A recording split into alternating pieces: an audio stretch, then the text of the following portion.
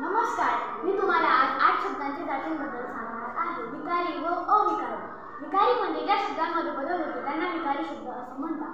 दुसरं अविकारी, ज्या शब्दांमध्ये बदल होत नाही त्यांना अविकारी शब्द असे म्हणतात.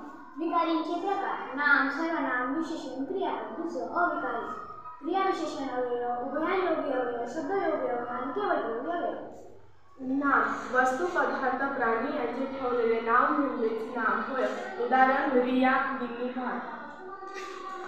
सर्वनाम: नामाबद्दल येणारे शब्दाला सर्वनाम असे म्हणतात. उदाहरण: त्याने, त्याला, त्याच्या.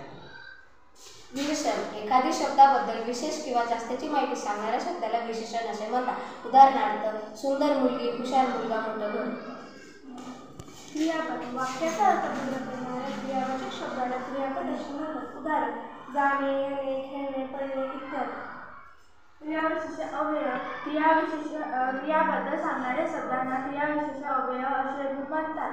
उदाहरण: ससा तुरुतुरु पळतो, पाणी संथ वाहतं. एखादा विशिष्ट शब्द नामाला जोडून येतो त्या शब्दाला शब्दयोगी अव्यय म्हणतात. उदाहरण: नंतर, जवळ, साधे. उभयनामी अव्यय: दोन शब्द किंवा दोन वाक्य जोडण्याचे काम करणाऱ्या अविकारी शब्दाला उभयनामी अव्यय असे म्हणतात. उदाहरण: कारण, परंतु, व.